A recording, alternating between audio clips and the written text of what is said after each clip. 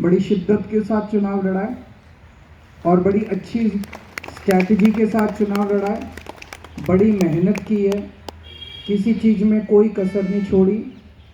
तो हमें अपने आप को कंग्रेचुलेट करना है कि हमने अपना कर्म अच्छा किया। फल तो ऊपर वाले के हाथ में है, फल तो हमारे हाथ में नहीं है, पर कर्म में हमने कोई कसर नहीं छोड़ी। आप अपने भी लेवल पे सोच लेना कि मैंने काफ़ी सोचा कि ये वाला चुनाव दिल्ली के लेवल पे जो नैरेटिव था और बहुत सारी चीज़ें थी, कहीं भी किसी भी चीज़ में मैं ये नहीं समझता कि हम ऐसे नहीं ऐसे कर लेते, ऐसे नहीं ऐसे कर लेते, वैसे नहीं वैसे कर लेते। और इस सारे चुनाव के जो हीरो हैं वो आप लोग हैं, क्योंकि जो आपने बर्दाश्त किया, मैं कईयों को जानता हूं, आप लोगों से कई में से कईयों को मिलता था। कोई रात को 10 बजे आता था मेरे घर, कोई रात को 11 बजे आता था। जिस तरह का दबाव आप लोगों पे डाला गया, जिस तरह का धमकियां आप लोगों को मिली, आप में से बहुत लोगों को बहुत गंदी गंदी धमकियां मिली, ये कर देंगे, वो कर देंगे, बर्बाद कर देंगे, ऐसे कर देंगे, वैसे कर देंगे। यहाँ जितने मेरे सामने चेहरे बैठे हैं, आप सब लोग बड़े आम लोग हैं, आप कोई गुंडे नहीं हैं। जैसे दूसरी पार्टियों में गुंडे होते हैं ना, तो मेरे को कई लोग इस बार चुनाव के दौरान कई दूसरी पार्टी वाले भी शामिल हुए। वो कहते थे, यार आप इतने शरीफ लोगों के साथ चुनाव कैसे लड़ते हो? मैंने कहा, यार हमारी शरीफों की पार्टी है, हमारी गुंडों की पार्टी नहीं है। तो इतने मामूली आम लोग, आधे से ज़्यादा हमारे तो मुझे लगता है 50-55 किलो के ही होंगे। उनको देख के लगता ही नहीं कि राजनीति करते हैं। हमारे कई सारे कार्यकर्ता बिल्कुल पतले सिकुड़ों से हैं, और उन्हें जो बड़े बड़े उनको धमकियां मिली और वो खड़े रहे। ऐसा नहीं कि वो गुत्था उनसे हो सकते थे सामने, लेकिन उनके अंदर हिम्मत थी, उनके अंदर जज्बा था, दिल के अंदर जज्बा था। उन्होंने कहा देखा जाएगा। मेरे पास ऐसे, वो तो यहाँ मौजूद नहीं होंगे, कई सरकारी अफसर भी आए, बोले जी देखा जाएगा, अब नौकरी गई तो गई, देखा जाएगा। अति कर दी इन्होंने।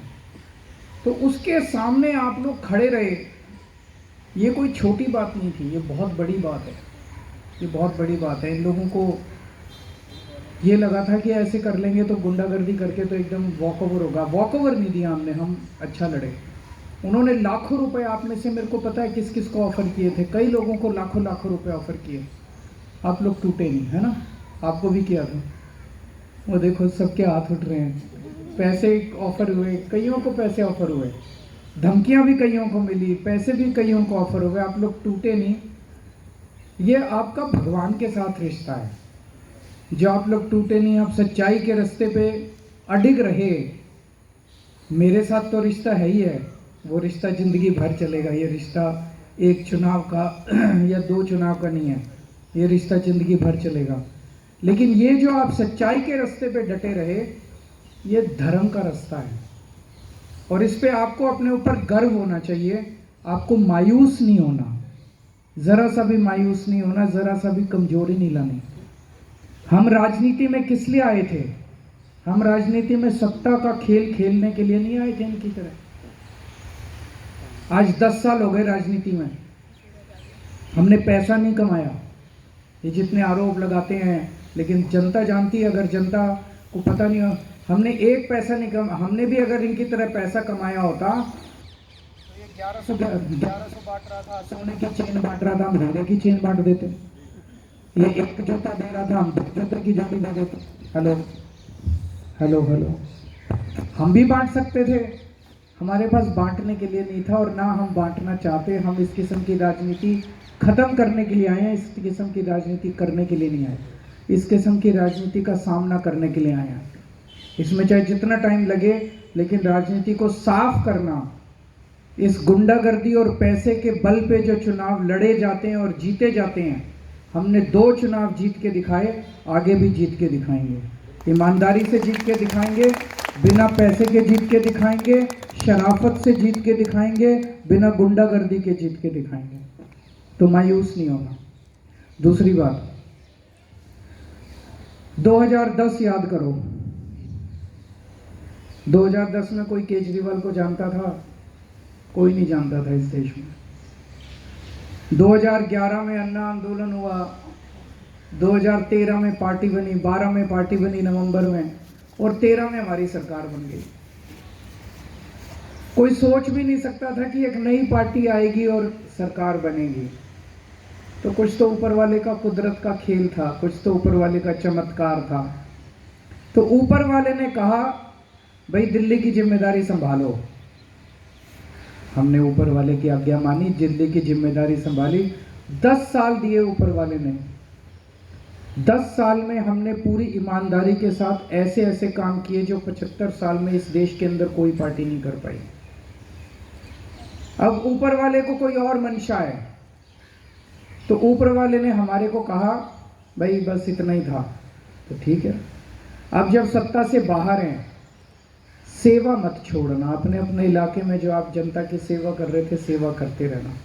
पहले सत्ता के साथ कर रहे थे, अब सत्ता के बिना सेवा करना। जितने सेवा कर सकते हो, निस्वार्थ भाव से दूसरों की, गरीबों की, पड़ोसी की सेवा करना, यही ज़िंदगी का मकसद है। ज़िंदगी का मकसद केवल चुनाव लड़ना और चुनाव लड़ना और चुनाव लड़ना नहीं है। ये मत सोचना कि अब हम सत्ता में नहीं है तो अब 5 साल कुछ नहीं करेंगे। जो काम आप जनता के लिए कर रहे थे, पड़ोसियों के लिए, मोहल्ले के लिए कर रहे थे, अब आपके पास सत्ता नहीं है, बिना सत्ता के जो कर सकते हो उतना करना। कोई बीमार है, उसका अस्पताल में इलाज करा देना। किसी का बच्चा स्कूल में नहीं है, उसका एडमिशन करा सकते हो, एडमिशन करा देना। जैसे जैसे जिस जिस की सेवा कर सकते हो वैसे वैसे सेवा करना। सेवा में कमी नहीं आनी चाहिए। चुनाव आते जाते रहते हैं, ये जीते वो हारे, वो जीते ये हारे, ये चलता रहेगा। और अब जो भी मेरे घर में आए, हंसता हुआ है, स्माइल करता हुआ, एक बार जोरदार अपने लिए तालियां बजाओ। मायूस नहीं होना, खुश रहना है। और अभी पूरा वो बाकी है। अब पंजाब में लगेंगे, आपको सबको भी मैं पंजाब लेके चलूँगा, ठीक है? Thank you. और सब लोग चाय नाश्ता करके जाना। आप सब लोगों के लिए चाय नाश्ते का इंतजाम है। हार में भी और जीत में भी हौसले बुलंद रहने चाहिए। Thank you.